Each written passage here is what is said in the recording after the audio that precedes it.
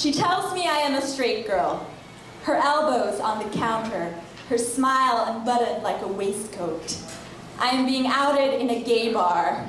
The couples are reshuffling themselves like cards, by color and by suit. The ice cubes pull their disappearing act. She says I remind her of the baby feminists who took modern dance at her college, and so were all about exploring themselves, but they weren't really lesbians. Sweet, vegan, cargo pants feminists. They experimented with their flat-chested lab partners, clutching at their dismissible hips, but saved intimacy for the full-lipped frat boys they never had to explain to anyone. The bartender has pitcher and washcloth in hand, but does not pretend to clean. The drag queen, high on her pipe, says, "Your soul looks like magic." My laugh is a spangled response. Watch this straight girl pull a right angle out of her mouth and hope that it leads somewhere else. I'm nothing special, I'm actually quite flawed, but I can't help but applaud those who've made it so far to influence others to change the world. That's what I desire, yet to be fulfilled. I'm 1 in 7.2 billion, a mere blip on the horizon of all of mankind, an individual, a dreamer, a work of art. Yet I ask myself to find me. Who am I? Whom and what do I love? From where do I come, below or above? So many questions need answering, but thoughts are cancering. I need to know who I am, where I stand, know my desires. I want to build empires. Who am I? I'm me.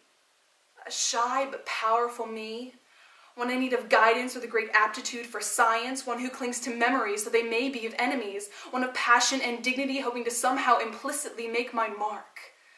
I'm nothing special, so let's not be sentimental, but I am me, pure and simple, and I want to kindle a flame everlasting, a thought ever-passing, that within the confines of humanity there is just enough sanity for one to discover the world of another.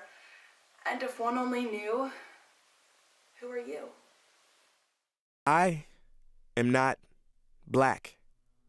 I mean, that's what the world calls me, but it's not me. But who we truly are is not skin deep. See, when I drive my car, no one would ever confuse the car for me. Well, when I drive my body, why do you confuse me for my body? It's my body. Get it? Not me. Let me break it down. See, our bodies are just cars that we operate and drive around. The dealership we call society decided to label mine the Black edition, yours the Irish or White edition. And with no money down, 0% APR, and no test drive, we were forced to own these cars for the rest of our lives. Forgive me, but I fail to see the logic or pride in defining myself or judging another by the cars we drive. Because who we truly are is found inside. Listen, I'm not here to tell you how science has concluded that genetically we're all mixed and race in the human species doesn't exist, or how every historian knows that race was invented in the 15th century to divide people from each other and it has worked perfectly. No, I'm not here to lecture. I just want to ask one question. Who would you be if the world never gave you a label?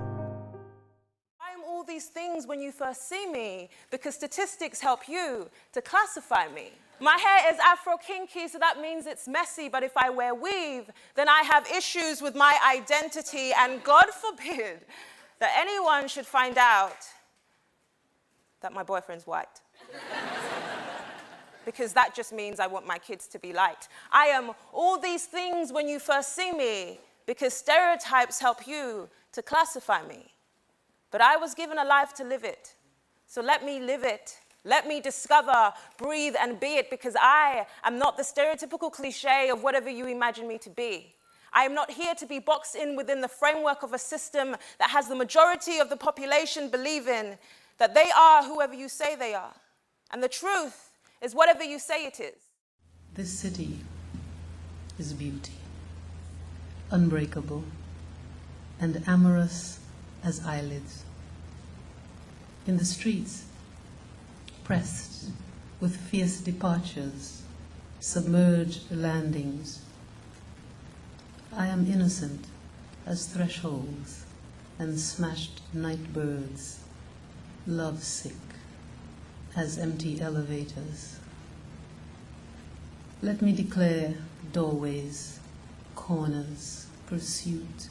Let me say, standing here in eyelashes, in invisible breasts, in the shrinking lake, in the tiny shops of untrue recollections, the brittle, gnawed life we live, I am held and held.